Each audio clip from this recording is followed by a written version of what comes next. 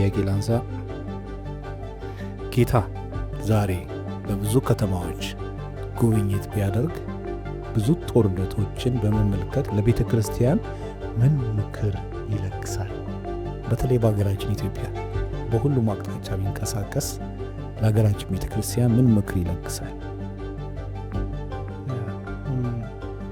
ይህን ጥያቄ በጣም ገራሚ ጥያቄ ነው። አንዳንድ ጊዜ ብዙ ነገሮቻችንን ስናስብ ጌታ ቢሆንሳ የሚል ነገር ካሰብን ምን ያህል ርቀት እንዳለን የቱ ጋር እንዳለን በደንብ ያሳያልና ይህ በጣም ገራሚ ጥያቄ ነው እና ጌታ መጥቶ ቢጎበኝ ለሀገራችን ከተሞች ምን ይላል የሚለው እንደው በቃሉ ላይ ያለውን እንዴ ከቃሉ ተነስተን ብናይ በጣም አሪፍ ነው። ለምሳሌ ኢየሩሳሌምን ባያት ጊዜ በተለይ ሉቃስ 19:41 ላይ አለቀሰላት ይላል። ከተማዋን አይቶ አለቀሰላት ይላል እና እንግዲህ የመጀመሪያው ከጌታ የምንማረው ነገር ምንድነው? በጦርነት የሚታመሱ ከተሞችን ሲያይ እንደሚያለቅስላቸው። ምክንያቱም አሁን ለኢየሩሳሌም ያለቀሰላት ከፊቷ ያለ ጦርነት አለ፣ የሚመጣ ጦርነት ያወድማት አለ። በተለይ ሰቨንት ኤዲ ላይ የምናውቀው ጦርነት ያን ሁሉ ስቃይ ያየና የመጎብኛ ጊዜሽን አላወቅሽም ብሎ አለቀሰላት ይላል። ስለዚህ ብዙ ከተማዎችን አይቶ አንደኛ የሚያደርገው የሚያለቅስላቸው ይመስለኛል። ለምሳሌ በትግራይ ጦርነት ላይ ያሉ ከተሞች ጋር ጌታ ቢሄድ ይሄዳለሁ። ኦብቪየስሊ እሱ ቢኖር አሁን እኛ ጋር እዚህ መጥቶ ከኛ ጋር ቁጭ የሚል አይመስለኛል። እንደዚህ አይነት ሰዎች ጋር ነው የሚሄደው። እነሱ ከሄዱ የሚያለቅስላቸው ይመስለኛል። ምክንያቱም ጉዳታቸው በጣም ትልቅ ስለሆነ ማለት ነው። ሌላው እንግዲህ ለእኛም ያው እኛን እንግዲህ የሚለን ሴፋችን ወደ ሰገባው መልሱ የሚለን ይመስለኛል። ቀጥታ ጦርነቱ ላይ ሴፍ አውጥተን እንትን ባንልም ግን በተለያየ ሶሻል ሚዲያ በምንም አዋተናል ለጦርነቱ አለን፣ እጃችን አለበት። ስለዚህ በዚህ ምክንያት በቀልተኞች ስለሆን በቀል ስለምንወድ ውስጣችን ስላለ ያንን ነገር የሚገስጸን ይመስለኛል። በዚህም ዮሐንስ 18:11 ላይ ጴጥሮስን ምክንያቱም ጴጥሮስ እንደዛ ሲለው ጴጥሮስ በቀል አለበት ከሮማውያን ጋር ዝም ብሎ አይደለም እንትኑ ይዞ የሚታጥቆ የሚሮጥ ምክንያቱም በአሰቃይተውታል። ስለዚህ ያችን አጋጣሚ አግኝቶ መበቀል ነው የሚፈልገው። እኛም ያችን አጋጣሚ የምንጠብቅ ሰዎች ነን። ስለዚህ ጌታ ሴፋችሁን አስገቡ የሚለኝ ይመስለኛል። ሁለተኛው እንግዲህ የዛው ዮሐንስ 18:36 ላይ መንግስቴ ከዚህ ዓለም አይደለችም፣ ለማን ነው የምትወጉት? የትኛው መንግስት ናቸው የሚለን ይመስለኛል። ምክንያቱም ሲጠየቅ አንተ ንጉሥ ነህ እንዴ ሲለው ጲላጦስ አሁን ንጉሥ ነኝ አንተ እንደምትል፣ ግን መንግስቴ ከዚህ ዓለም አይደለም።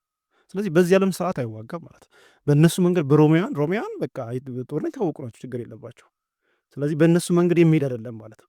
ስለዚህ እኛንም እንዴ የኔ መንግስት እኮ እንደዚህ አይደለም፣ የት ነው ያመጣችሁት? የት ነው ያለችሁት የሚለት ይመስለኛል። ምክንያቱም በተለይ ጦርነትን በተለያየ መንገድ የምናራግብ ሰዎችን የት ነው ያላችሁት? ለምንድን ነው በምድራዊ መንግስት ክፍፍል እናንተ የተከፋፈላችሁት?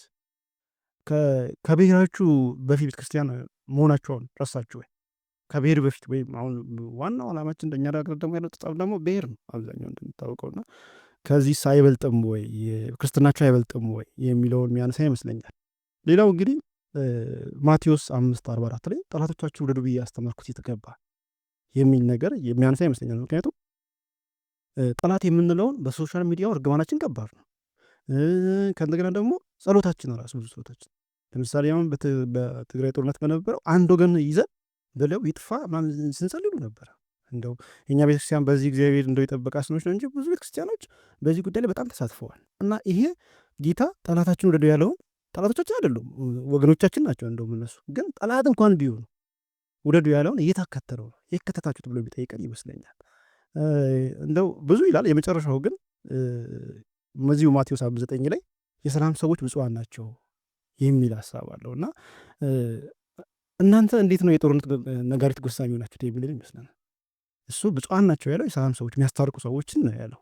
እንዲህ ብሎ አስተምሮን እኛ ደግሞ የጦርነት በጣም አቀጣጣዮች የሆነ ሲያገኘን ከየት ነው ያመጣችሁት?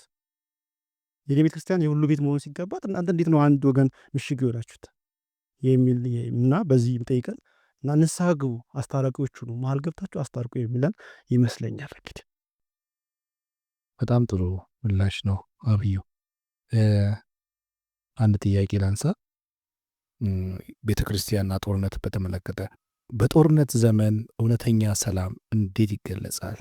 ይህን በየዕለቱ ኑሯችን እንዴት መለማመድ እንችላለን የሚል ጥያቄ ነው ያለኝ። ጦርነት በጣም ከባድ ነውና የሰው ልጅ ደግሞ ሰላምን ይጣማል።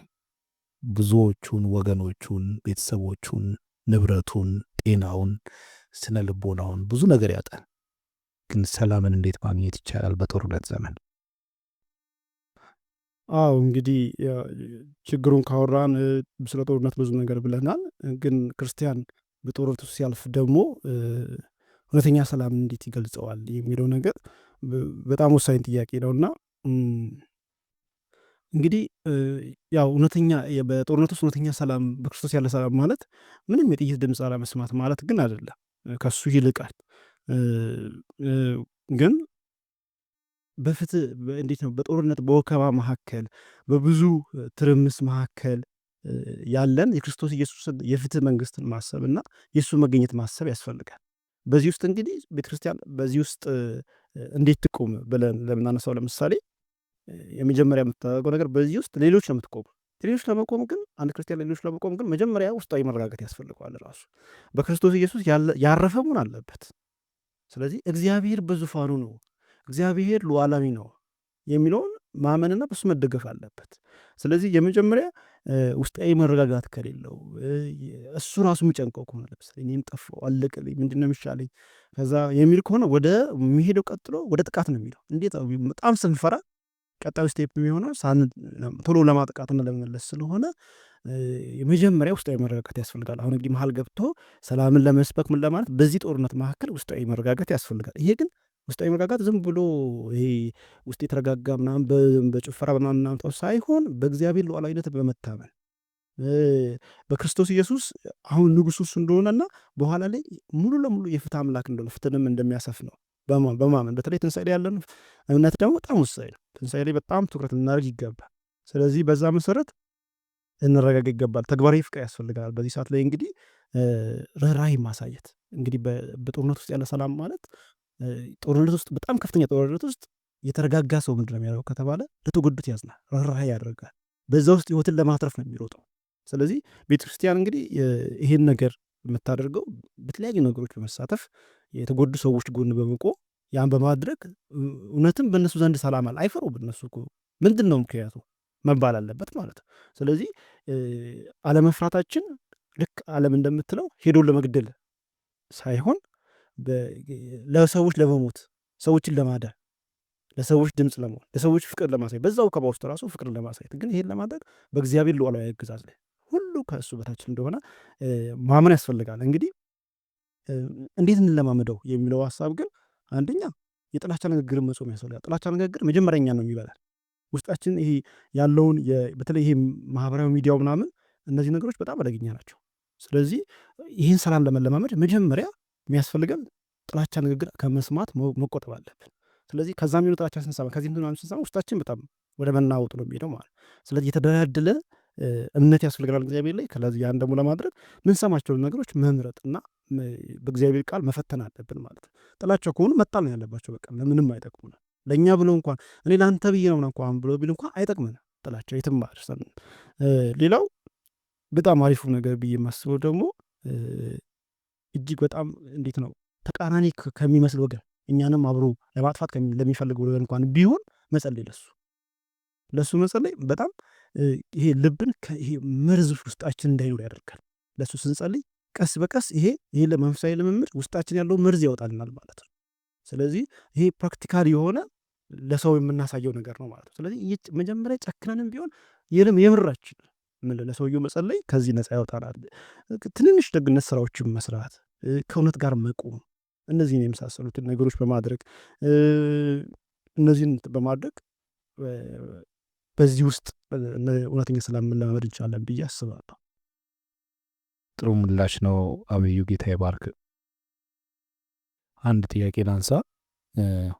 በመጠኑ ከላይ ካሉ ጥያቄዎች ጋር ነካክተዋል፣ ግን ትንሽ የምትናገርበትም ቢሆን ደስ ይለኛል። ከሀገራት በጦርነት እያያዙ ቤተ ክርስቲያን ሚናዋ ምን መሆን አለበት? የነብይነት፣ የአስታራቂነት ወይስ ዳር ቆማ ተመልካች ነው ብትሆነው? እሺ አመሰግናለሁ።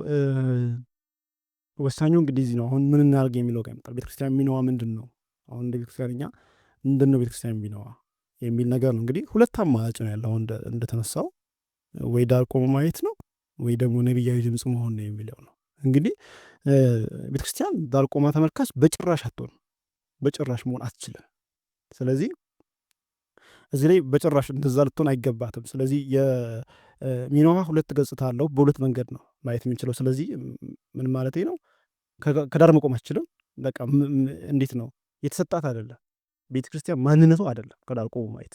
ሰው እያለቀ በጦርነት ውስጥ ብዙ ነገር እልቂት እየሆነ በዛ ውስጥ መቆም ቆሞ ከዳር ማየት በጭራሽ ማንነቷን ያሳጣታል ማለት ነው። እንግና ታዲያ ሚኒዋ ምንድን ነው ከተባለ በሁለት ቦታ ክፍል ነው ያለን። እንግዲህ አንደኛው ጥያቄው የተነሳ የነብይነት ወይም ፕሮፌቲክ ሮል የምንለውን የሚያሳይ ነው። እንግዲህ ይሄ ፕሮፌቲክ ሮል ማለት ቀጥታ እንድንሄድ የሚያደርገን ወደ ብሉይ ኪዳን ነው። ብሉይ ኪዳን ነቢያት እንድናስታውስ ያደርገናል። ከዛ ቤተክርስቲያን በታሪክ ውስጥ ያደርገችውን ነገር ደግሞ እንድናይ ያደርገናል። የፕሮፌቲክ ሮል የሚለው በዋናነት ብሉይ ኪዳን ነቢያት ትንቢትን ሲናገሩ የሚተቹት አካል አለ። ከእግዚአብሔር በተቃራኒ የሆነ አካል አለ። ይሄ አካል ብዙ ጊዜ ስልጣን ላይ ያለ አካል ነው። ለምሳሌ አንድ ነቢይ ሲመጣ መጀመሪያ የሚገባው የነገስታቱ ጋር ገና በዳዊትም ጊዜም ለምሳሌ ዳዊት በሰላም እየኖረ ብዙ ጊዜ ቆይቶ ልክ ነቢይ የሚባልን ናታን የምናገኘው ድሃን በበደለ ጊዜ ነው፣ ስልጣኑን ተመርክዞ ማለት ነው። ልክ እንደዚህ ቤተ ክርስቲያንም በዚህ ሰዓት ላይ እውነትን ለባለስልጣናት ወይም ለስልጣን መናገር ስትችል ይሄ ነቢያዊ ድምፅ ይባላል ማለት ነው። ስለዚህ ነቢያዊ ድምፅ ስልጣን ላይ ያሉትን የምትገስጽ ስትሆን፣ ከመንገድ ሲወጡ፣ ከእግዚአብሔር ሀሳብ ሲወጡ፣ የሰው ልጅ ላይ ኢፍትሐዊነት ሲበዛ፣ ጭቆና ሲያደርጉ እነሱን የምትከላከል ምን አለባት። ግን ደግሞ መንግስትን ብቻ አይደለም፣ አማጽያን ደግሞ አሉ፣ በኃይላችን በጉልበታችን የሚሉ ደግሞ አሉ። እነሱንም ግፍ ሲፈጽሙ ዝም ማለት የለባት። ብዙ ጊዜ አንዱን ሳይድ ነው የሚያዘው፣ ወይ አማጽያንን ብቻ ሁል ጊዜ እንትን ማለት መንግስትን ያው ከፍራቻም ከምንም ዝም ማለት። አማጽያኑ የበረቱበት ከሆነ ደግሞ ከአማጽያኑ የሆኑ ደግሞ እንደዛ ማድረግ ነውና ይሄኛው በጭራሽ መሆን የለበትም። ከሁለቱም ወገን ነፃ ሆና ግፍ የሚያደርሰውን በግልጽ መናገርና መጋፈጥ አለበት። ይሄ ነቢያዊ ድምፅ የምንለው ነው። ስለዚህ ዋና ዓላማው ምንድን ነው ከተባለ ለተገፉትና ፍትህ ላጡት ድምፅ መሆን ነው። ክርስቶስ ኢየሱስ ከተገፉት ድምፅ ካጡት ጋር ነበር የሆነውና ስለዚህ ቤተክርስቲያን ሁሌ ጊዜ ከእነዚህ ሰዎች ጋር መሆን ይጠበቅባታል። ሁለተኛው እንግዲህ የምትወጣበት ሁለተኛው መንገድ አስታራቂነት ነው። ክህነት እንሌላ ካህን አረገን እንሌላ። ስለዚህ ክህነት እንግዲህ የመጀመሪያው ከእግዚአብሔር ጋር እንግዲህ ካህን አረጋችሁ ሲባል ለመላው ዓለም መላውን ዓለም ከእግዚአብሔር ጋር ታረቁ የምንል አስታራቂዎች አድርጎናል። እንግዲህ እግዚአብሔር ማለት በወንጌል በኩል ወንጌል እየሰበክን ሰዎች ወደ ክርስቶስ እንዲመጡ ነው የክህነት ስራችን።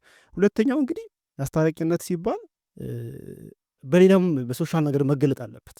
ወንጌላችን አስታራቂነት ነው፣ የእርቅ ወንጌል ነው የሚለው ነገር ልክ ወንጌል ሰብከን ሰዎች ወደ ጌታ ሲመጡ በቃ እሱንም ብቻ ማለት አይደለም።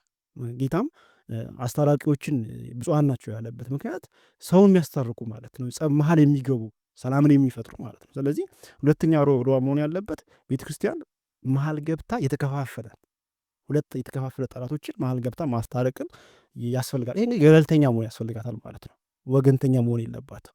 ስለዚህ መሀል ገብታ ይህም በማድረግ ሁሌም ሰዎች ወደ ቤተክርስቲያን ለመምጣት እና እንዴት ነው ነገስታት በቤተክርስቲያን ፊት ለመሸማገል ኮንፊደንስ እስኪኖራቸው ድረስ መሆን አለባት ቤተክርስቲያን። ስለዚህ መሀል ገብታ ማስታረቅ አለባት። ግን የተጎዱ ስር ሁል ጊዜም ይሄ በተለይ ሰብአዊ እርዳታ የሚለውን ነገር የሰዎች በተለይ ሰብአዊነትን በጣም በጣም በጣም ማቀንቀን ይኖርባታል ማለት ነው።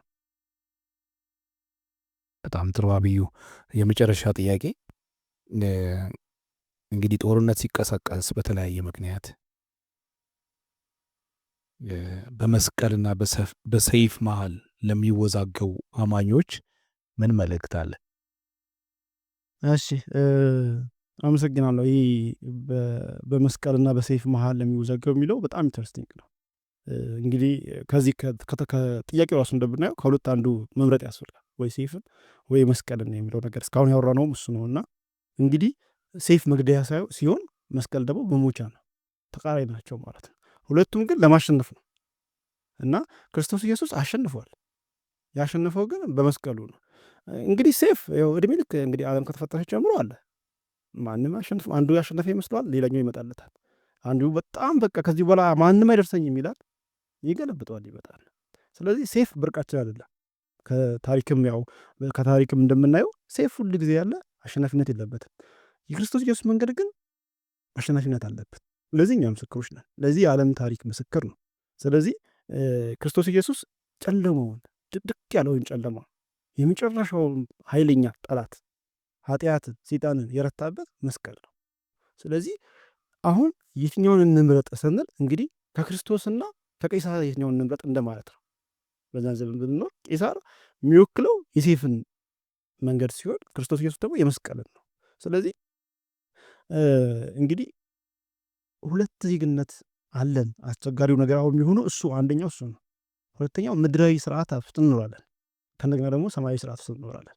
በዚህ ውስጥ ስንኖር ግን የትኛው ይምራን ነው ጥያቄው። ሰማያዊ ስርዓት ከመራን የመስቀል መንገድ ነው የምንከተለው፣ ምን ጥርጥር የለውም። ግን የሴፍን መንገድ እከተላለሁ ካለ ግን ታውሎ ማለት ነው የመስቀሉ። ምክንያቱም እየገደሉ ሞትልሃለሁ የለም አይባል፣ ሊሆን አይችልም። እኔ የምገድለው እኮ ለአንተ ብዬ ነው የሚለኝ አንድ ሰው ትርጉም አይሰጥም ምንም ነገር ማለት ነው። ስለዚህ ሁል ጊዜ መሆን ያለበት እንግዲህ ሀገራችንን በየትኛው ይመራ፣ በየትኛው ይሁን፣ ታማኝነታችን ለማን ይሁን? ለክርስቶስ ኢየሱስ ወይስ ደግሞ ለቄሳር? ለክርስቶስ ኢየሱስ ከሆነ እንግዲህ ቅድም እንዳልነው ታማኝነታችን ለመስቀሉ ይሆናል ማለት ነው። ታማኝነታችን የመስቀሉ መንገድ እንመርጣለን። ለቄሳር ከሆነ ደግሞ ሴፍን ነው እንትን የምንለው ማለት ነው። ስለዚህ አሁን ሴፍ ምንድን ነው ዓላማው ከተባለ ድንበርን ለመጠበቅ ነው። ድንበርን ለመጠበቅ የዚህን ዓለም ፍትህ ለማስፈጸም ነው። እንግዲህ ይሄ ሆኗል ወይ? የምር አሁን አንድ ሰው ፍትህን ካጓደለ በኋላ የመጨረሻው ፍርድ የሞት ፍርድ ነው፣ ተፈረደበት። ለተጎዳው ሰው ምንድን ነው የሚጠቅመው? የፍትህ ስርዓታችን ሄዶ መጨረሻ ላይ ሪስቶሬቲቭ አይደለም። ስለዚህ ለዚህ ነው የምንጋድለው። የክርስቶስ ኢየሱስ መንገድ ግን የይቅርታና የሪስቶሬሽን መንገድ ነው። ሰዎችን ከወደቁበት የሚያነሳ የተሳሳተን ከፍ አድርጎ የሚያነሳና በሰው ውስጥ እውነተኛ ሰላም የሚፈጥር ነው። ከተጎዳው ሰው እውነተኛ መጽናናትን የሚሰጥ ነው። ስለዚህ መስቀል ብዙ ጊዜ ሴፍ የምንመርጥበት ምክንያት ለዚህ ነው። ፍትህ ሲጓደል ነው እንላለን፣ ለሰላም ነው እንላለን ምናምን እንላለን። እነዚህ ነገሮች ግን ካየናቸው በጭራሽ ይሄን ነገር ያመጡ አይደሉም ማለት ነው። ስለዚህ ሀገር መውደድ፣ ፍትህን መውደድ ማለት የመሳሰሉ ነገሮች ጥሩ ናቸው እኮ፣ ግን በየትኛው መንገድ የሚለው ነው። ሀገርን መውደድ እንግዲህ ወንድምን በመጥላት ከሆነ እንዴት ነው ቢሆን? ትርጉሙ የቱ ጋር ነው? ይጠፋል ማለት ነው። አንድ ወታደር ለምሳሌ ሄዶ ተዋግቶ እኔን አስከበረኝ ስንል አንድ ሀገር ላይ ወታደር ይኖራል። ግን ያ ወታደር ጦርነት ውስጥ እንዲገባ በቃ እኛ ማንም አይችለንም፣ እኛ ቁጭ ብለን እዚህ ማንም አይችለንም ብለን ጦርነቱን አራግበን ሄዶ ሲሞት የምር እንወደዋለን ብንለው እንወደዋለን ነው ያን ወታደሩ እንዳይሞት ነው እንጂ መስራት ያለብን፣ ወደ ድርድር እንዲመጡ ወደ ሰላም እንዲመጡ ነው እንጂ መስራት ያለብን። ስለዚህ ሁል ጊዜ ይሄኛው መንገድ በየትኛውም ነገር ላይ ካላሰብ ነው ልክ እንዴት ነው ቤተክርስቲያንን የፖለቲካ መሳሪያ አድርገን በቃ ችግር የለውም መንግስት የሆነ አካል ነው ሲዋጋ ትክክል ነው መንግስት ነው ስልጣን ሰጥቶታል። ደግሞ የሚጠቀሱ ጥቅሶችም አሉ እንደ ሮሜ 13 ያሉ ጥቅሶችን ከኮንቴክስታቸው ውጭ። ስለዚህ ሴፍ ይዟል ስለዚህ ሊል ነው ምናምን ብለን ምንለው ነገር ይሆንና በቀላል ነው ጦርነት ለመግባት የምናደርገው ነገሮች። ይሄ እንግዲህ ሴፉን መምረጥ ነው፣ ከመስቀሉ ይልቅ ሴፉን መምረጥ ነው ማለት ነው። ስለዚህ ሁል ጊዜ ምርጫ ከፊታችን አለ፣ ወይ መስቀል ወይ ሴፍ። እንደዚህ አይነት ነገር ላይ በተለይ አሁን ባለንበት ሁኔታ አሁን የሚታየን ከፊታችን ያለው ነገር ወይ መስቀል ወይ ሴፍ ነው። ቤተክርስቲያን የትኛውን ተምረጥ ነው? መስቀልን ከመረጠች ዋጋ ትከፍላለች፣ ምንም ጥርጥር የለውም። ከቅድም እንዳልነው የነቢያዊ ድምፅም በናት የለም። ስለዚህ ከፓወርስ ከዚህ ከስልጣናት የሚመጣባት ዋጋ መክፈል አለ። ስለዚህ ያንን መውሰን አለባት። ሴፍን ከመረጠች ግን ዋጋ ትከፍለው፣ ግን ነፍስ ይጠፋል። ስለዚህ ክርስቶስ ኢየሱስ ተቃራኒ ነው ማለት። ስለዚህ ክርስትና በምንድን ነው ያሸንፈው? ዓለምን በምን አሸነፈ? አሁን ክርስትና ያልገባበት በተለያየ እንትን ቢሆንም ክርስትና ተብሎ ክርስቶስ ኢየሱስን ማዕከል ያደረገ ብዙ ነው፣ ያልገባበት ዓለም የለም። እና እንዴት ነበር ሮም ግዛት ላይ የተስፋፋው? ጌታ ክርስቶስ ኢየሱስ የጀመረው እነዛን ሰዎች ከባህር ዳር የሰበሰባቸውን ሰዎች አሰማርቶ ከዛ ኢየሩሳሌም አካባቢ የነበሩ ሰዎች እንደዛ የሮም ግዛትን ያጠለቀለቁት በምንድን ነው? ሴፍ ነበራቸው ወይ? አልነበራቸውም። ስለዚህ በክርስቶስ ኢየሱስ ምን እንዳለ የሰናፍጯን ቅንጣት ነው የዘራው። ያቺ ናት እንግዲህ ለብዙዎች ለእኛ ጭምር መጠለያ ነች። ስለዚህ ያችን መጠለያ የሆነችበት መንገድ ምንድን ነው ከተባለ በሰላሙ አለቃ በክርስቶስ ኢየሱስ የተመራች ነው። ስለዚህ በዛ እስካልተመራች ድረስ ምንም ጥርጥር የለውም እንደ ማንኛውም ፖለቲካ አቋም ትጠፋለች። ስለዚህ ቤተ ክርስቲያን ግን ይሄኛውን መንገድ ልትከተል አትችልም በጭራሽ ነው ማለት ነው። ስለዚህ እውነተኛ ቤተ ክርስቲያን የሴፍን መንገድ ልትከተል አትችልም። ስለዚህ እውነተኛው መንገድ ትክክሉ መንገድ የመስቀሉ መንገድ ነው ማለት ነው። ሁለቱን አንድ ላይ አድርጎ መሄድም አይቻልም።